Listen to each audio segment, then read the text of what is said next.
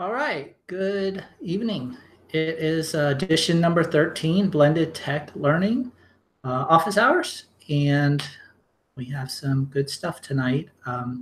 We had a big response for last time's show. So last time we talked about the applied skills from Google. We talked about all the stuff that was new from Google, and a lot of people were wondering about the CS first stuff, and also some more stuff with the applied skills. So I'm going to go into the CS first. It's really the same, or excuse me, it's a similar place as far as signing up and setting up classes. It kind of runs the same platform, but the CS first stuff I'll talk to you about, and we'll go into that and going to set up your own club.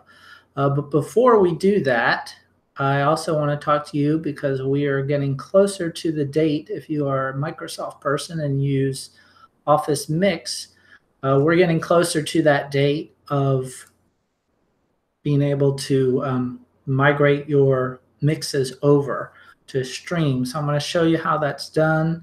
It's a simple click of the button, but I just kind of want to show you Stream and also show you the Office Mix stuff. So let me move on over and share my screen.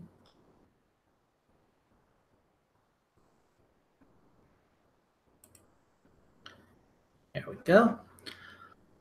All right, and as always, you can find me on Twitter at Nick, N-I-C, Finelli, F-I-N-E-L-L-I. Or if you're on Facebook, it is facebook.com Blend Tech Learn. And then the YouTube channel, which is here where we are tonight, but also it's just Blended Tech Learning. Simple way to get to all those is just go to blendedtechlearning.com. All right, so we're going to go into Microsoft's Office Mix. So let me show that to you guys. Switch people here. And I'm switching windows and got too many windows up. So let's try that. Here we go. All right, so I have, this is for our CS first stuff. All right, so if you go to mix.office.com, Office Mix, they announced it way back in October that it was retiring, but now the day is coming. So May 1st, we're looking at next week. You need to either download or migrate your information, your mixes before for that date. Otherwise, you will lose your data. And so there's a support page. If you click on that, or if you just click on OK, it's going to show you just the regular site. It even has a banner up here.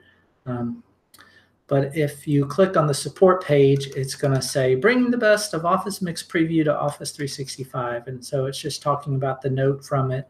There are some links, but really it's just telling you your mix are going to be stored on Microsoft Stream as videos.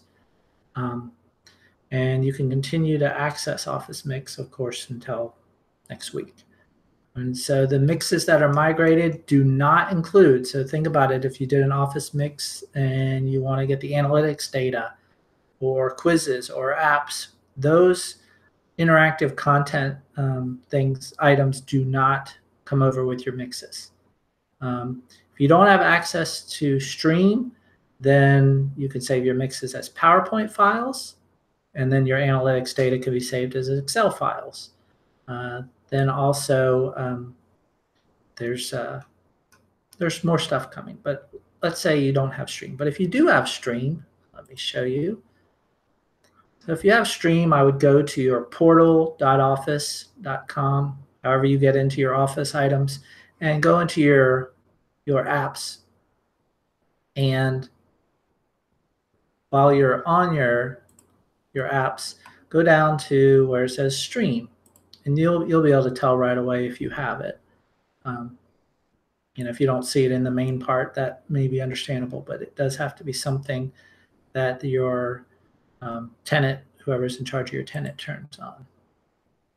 And so, and mine is going to ask me to sign in again, but it's web.microsoftstream.com. So that's an easy way to go, web.microsoft.stream.com. And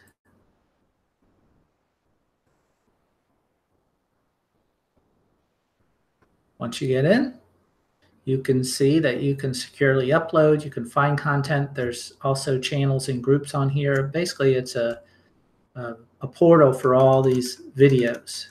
And so you can see on mine, there are a bunch of different things. What you can do is when you get there, you can browse, you can look at your content. So you have your videos, and they're just going to be private just to you until you share them. So your sharing piece is going to show any videos you may have. So here's some videos that I recently migrated. And so it's just showing my some of my online stuff here. But you can see lots of different actions, add to wish list. You can add it to a group or a channel. You can edit your items. You can also download the original video or download it as a PowerPoint file. And it'll separate your screens that you're using. So the other cool thing about Stream is just when you are looking at it and putting things in here, it will give you some, excuse me, tongue-tied there. It will give you the ability to just share it with your coworkers. It'll give you the ability just to create something, such as uploading a video. And then once you select that video to upload, they will give you the option of actually transcribing it, which is a cool feature. I'm just clicking on the link right now that shows you all the different ways you can stream it. And this is the official kind of help page for Microsoft Stream. So it's docs.microsoft.com. And then since I'm in the US, it's en-us and then /stream. Where you could just look up Microsoft Stream Docs in any search. And so these are all step-by-step tutorials. There's a video overview. You can also, you think about all the stuff that you store in all these places. It works easily by, you can embed those videos right inside Microsoft Teams if they're stored there. Allows you to categorize and organize them. So lots of cool stuff. Depending on what your license is, you'll have whatever type of action. There is a mobile app also, so just wanted to share that. So that is the Office Mix and Stream kind of portal there. I'm going to go to mix.officeagain.com, and if you do have videos in there, so let's say you sign in, so I can still sign in. Say I'll come in with this account. It will show you your mixes.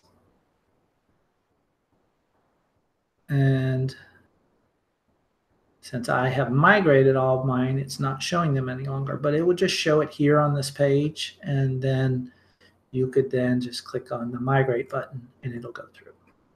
So that is a little bit of Office Mix there. Okay.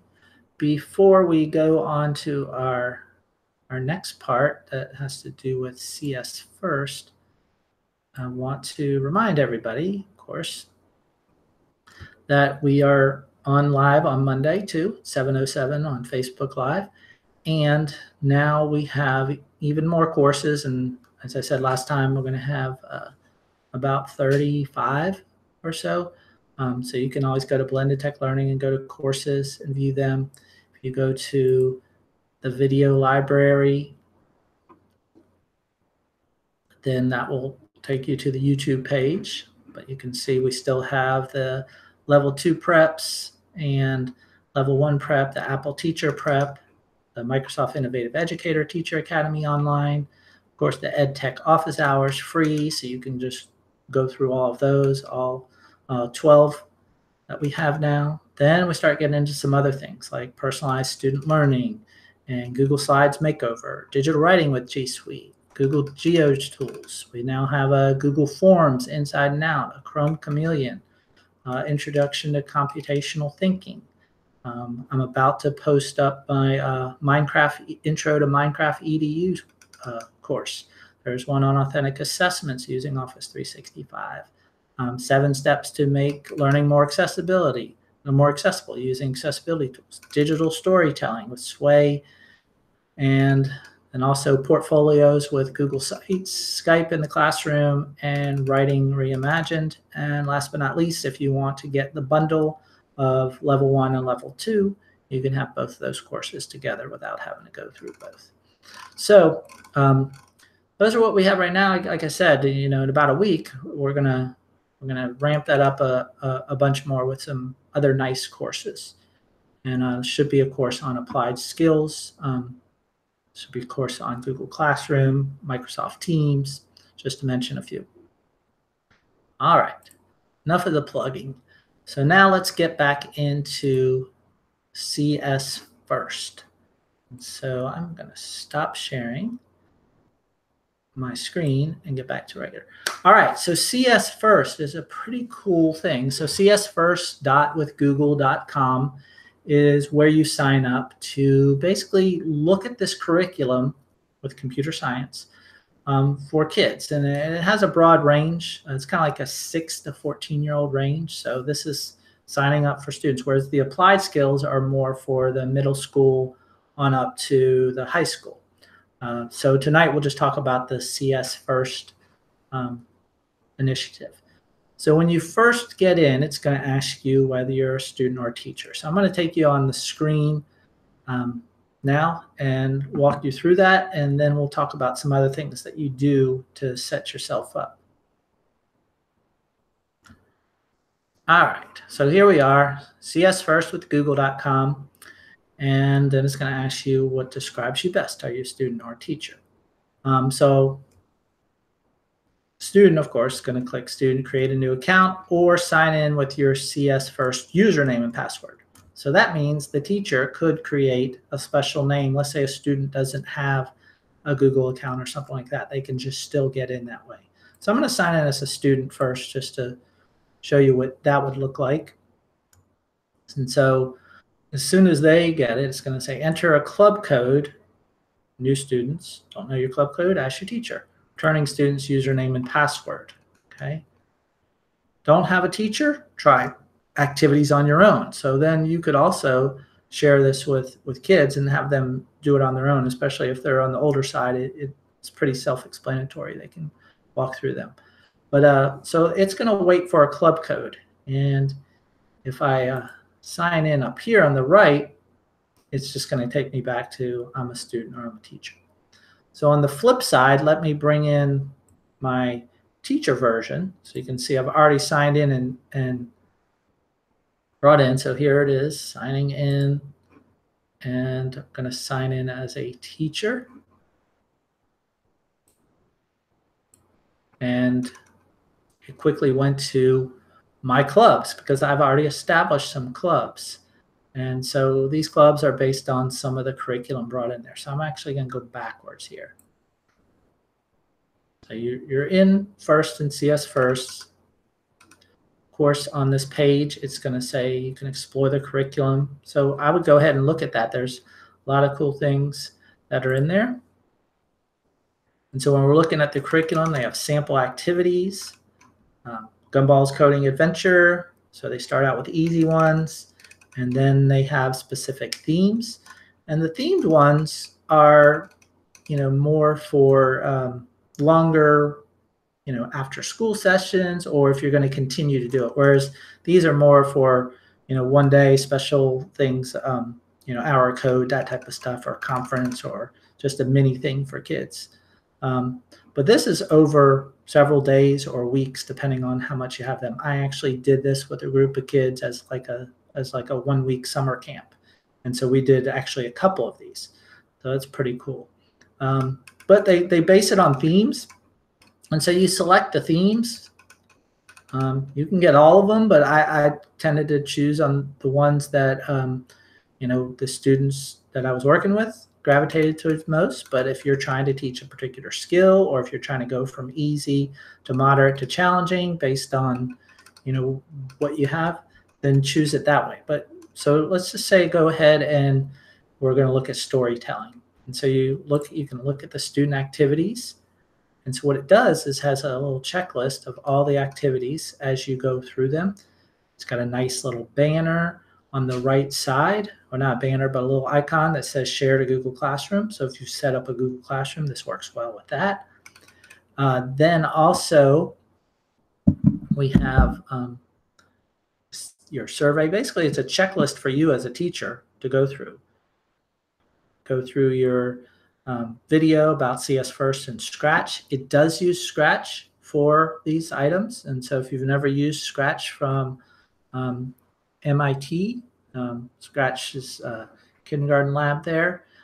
They pretty phenomenal thing, and it's pretty cool. It's changed a lot as far as how people have been starting and using block coding. And then just some videos talk about what is computer science, add-ons, any reflection, and a wrap-up. So this is kind of the first part. Then the next section, notice there's an activity number 2. And so you can actually assign these activities, and they work through them on their own pace, or if you can do it with them. But I'm going to go to the first one just so you can see. So there's a video and a little survey. And if I click on the next part, there's part 2. And so I'm still in activity 1, but you can kind of track the videos and what is computer science and so on. As you go through, you can see there's instructions on what to do, and it gives them items. And you'll see also on the right if they have to do anything. Maybe so there's specific instructions. They're there for them. And then here's add-on options. So to add sound, now there's a special video for that. You can add sound in many places here. Okay, so you can see how this works, and this is showing what it looks like in Scratch. So just looking at that, you can see I've already gone through some of those just to see. But your students could go through them, and it would be able to track them as they're doing it. So all of the information is there for you. It's not like if you've never done anything with coding that you couldn't watch these and prepare as a teacher and be ready for them. So those are the activities. You can see it goes all the way through. Then they have lesson plans. So this is really for you as a teacher to look, okay, what do I do? What do I have to get ready for each of these sections? So here's the check it out one. And so it tells you first where your club members should go. So they go to cs-first.com, then go, and they enter the club code. And then gives them an overview. And this gives you an overview of about how much time something should take. So it's really well planned and brought out there. And then it tells you how to prep, what kind of things you may need, whether it's paper, pencils, sticky notes. It talks here about placing passports on the table near the doorway. I'll tell you kind of some of the stuff and the materials that you get with it. There's digital materials, but there's also physical materials you can order. And basically, see, it goes through step by step. So it's a pretty straightforward program, and it gives you everything you need, even for a novice who doesn't really know much. Then there's also, throughout it, example projects. So this is showing you an example project.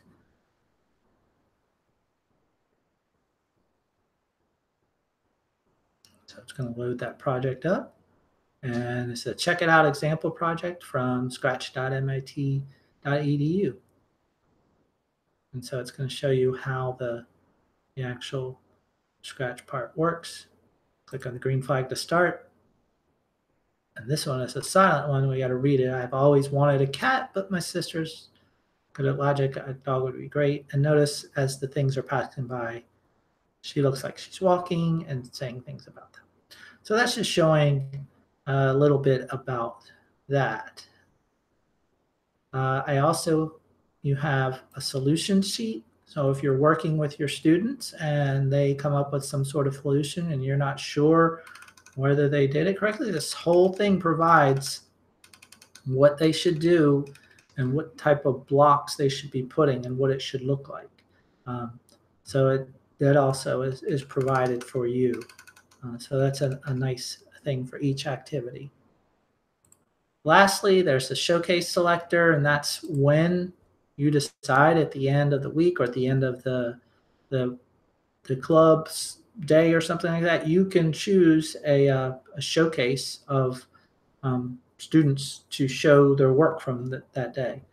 And so when you select a showcase, it's good. Okay, and if you had students in there, you would select your students and then choose which ones they have. But we haven't run this particular camp, so we're not going to do it. So this is all under the curriculum, and I'm going to go back here to storytelling, and I'm going to go to digital materials. And so under the digital materials, because we already did the activities, the lesson plans, and the materials, under the digital materials, you have the lesson plans, which we just saw, and the solution sheets. But there's also an informational flyer. And so this is a flyer to generate interest, a poster, that type of thing. There's also a promo video if you're sending it out. And then there's also badges. So basically there's our label sheets and passports. There's also a community board, so it can be hung up, be visible. Basically it's like another type of poster. And then they even have a planning sheet. Last but not least, they have a roster. So what I'm going to do is I'm going to show you what this looks like for when you actually get the materials, because you have a choice of doing digital or not. So here's my CS First box, okay? And this one is actually the animation one. So it comes in a nice little box like this. And when I open it up, I have my set of passports. Okay. And passports are coordinated in color. And so what's cool about the passports, that on the back allows them to write their name big. On the front, it talks about what they're doing. And then as you open it up, it welcomes them. It has a place for their name, username, and password so they don't forget it. It has other things about them. Maybe there's important information that you need to know. Favorite thing to do on a computer, favorite animation. Then as they go through the different events, it shows them kind of what they learned. So this is something that they take home as they go. Any notes that they took and what they created. And then when they pass that, they get a little badge up here. So each day or each activity is done like that. So it's pretty cool. Now, that's the activity pack. At the very end, it has a last place for notes, and then it has this certificate. You could, of course, wait to the end to do that, but that's how that works. Now let me show you where the badges come in handy. So for each one of these, there's badges for different days. And so as they're doing things, they get that particular sticker for the days. So I think you get the picture here. So they're just different colored stickers based on the stuff that they're doing. And they're all labeled too. So this one says Activity 1, Monsters Feelings. Here's the club roster sheet. Okay, it's also digital, so if you lose it, I would probably use a Google form or something like that. But that's just also nice to have because you could put usernames and passwords and stuff like that, so you can have a quick hands-on. Then also in this little pack, sticker, is some other things. So here's the little community board. So this is what that looks like. Might be nice to laminate it. You know, it's just kind of promoting it and just showing what's going on. And then we also have just, this is your kind of checklist of things that you get. You get a solution sheet book. Okay, so it's pretty thick. Got everything in there. And last but not least is just all the stuff about your materials. I guess this should have been first. But this sheet is just showing you what materials you have and what you get. So each box, basically each box comes with all that stuff. And that was for the particular theme that I chose. And so nice little thing like that. So several of those, depending on how many people you select and how many you have in there. So let's go ahead and go back to see all themes. And let's get you registered. So let's say you haven't set up a club at all. You go to my clubs, and I have some set up, but I'm going to go ahead and click on, let me switch my screen out now. I'm going to go back to where it says my clubs. All right. And I know you heard me talk about a club code. This is where it shows up. So like that animation one, club code is 20 bear. And it's automatically generated for you. But I'm going to go ahead and start a new club. And so you select your place, or you can add a new location that you're doing it. And then once you do that, each club has a theme. Create a separate club for each theme you want to run. And then it just kind of shows you that there's 8 activities, and they take about 60 to 75 minutes. So after you choose the theme, you create a schedule, and then you can get the materials. So I'm going to create a club. And then I'm going to choose my materials. So let's try this game design. Seems a bit challenging, but let's try the challenge one. So I click on the game design. Of course, you would choose whatever one. You can choose multiple. Select the first day of your club. Well, I'm going to be starting it actually this week of June 18th. And it starts, you see, you pick a start time. It's going to start at 9:30, and it's going to go to 12:30. And then it can actually generate a schedule, or you can actually generate your own schedule. But when I do this, it generates the schedule, and then I might go back and change some days. I'm like, okay, we're going to work on this not over weeks, but over several straight days.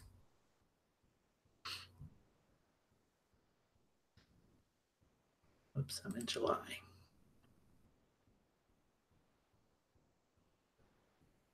There we go. And we'll go into the next week.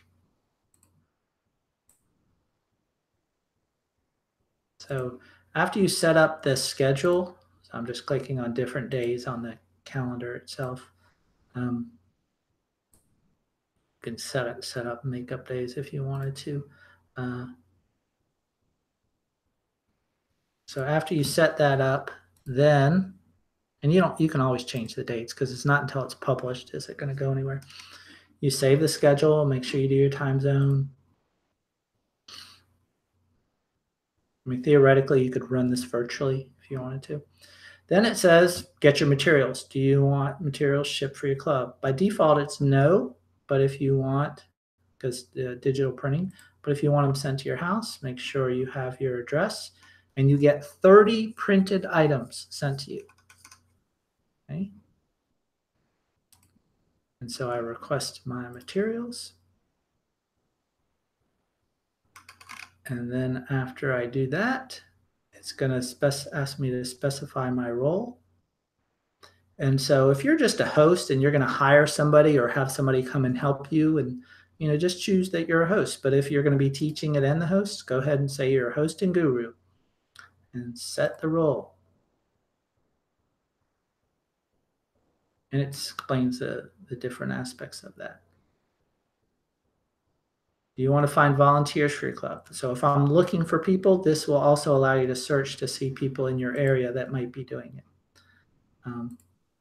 Or might know things about computer science and may be able to help out. And so I'm not asking for volunteers. And then here we go. So this is what it looks like. I just got a club code of 92 table. So this is what the students would use, and it's ready to launch. So again, I could do this virtually if I wanted to and send this out and have students just sign on.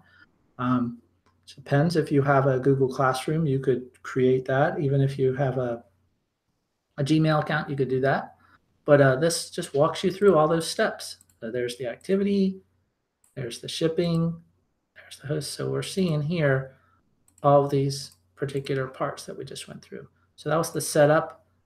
Then the materials it's going to show you for game design, the different videos, all the materials, tools to use. And so for every activity, it has those items too.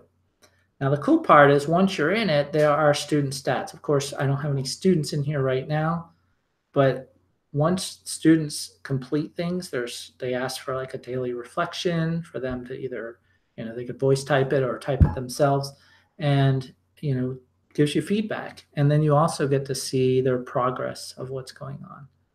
So that's under my clubs. Now, the only thing you may want to do is tweak your profile.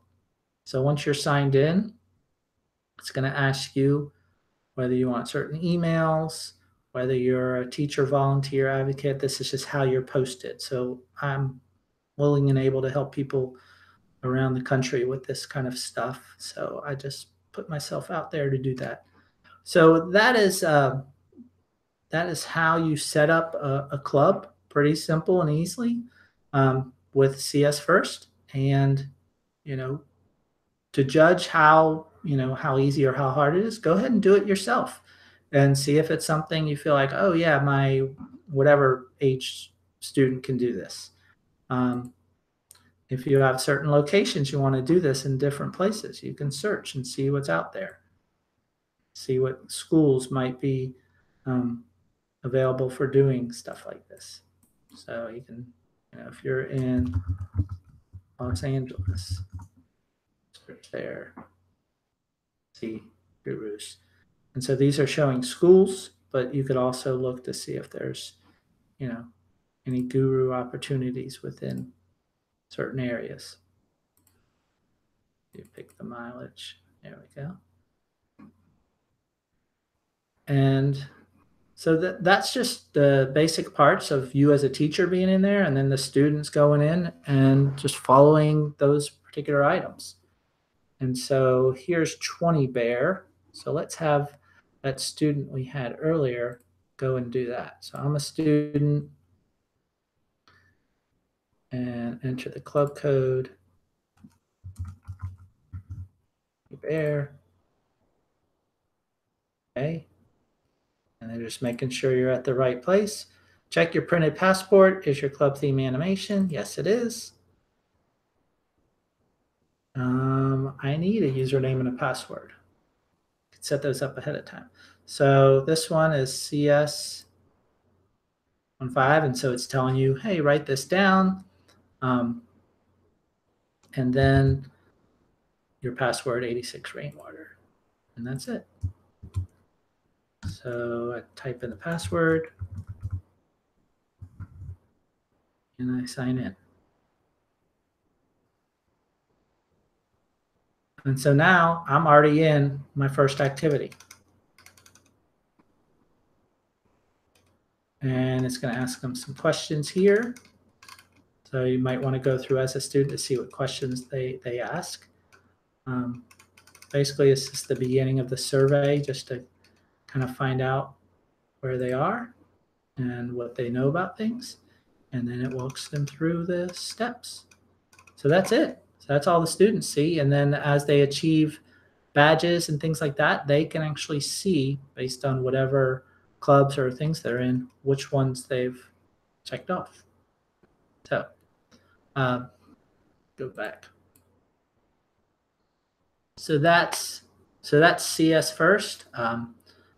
I know I spent a lot of time on that, but I think it's a cool thing that you just kind of need to see or hear or talk about and know that it's something that you can do. You know, you have plenty of time now to plan it for the summer or for an after school thing. If you're thinking, wow, we got a lot of time in May after testing, this would be a cool thing to do with the kids. And just get a couple kits and go through them. And anyway, I encourage you and hope that you do that. Let me know if you need any support. I'll be glad to help you. And that's it for today. Appreciate you stopping by.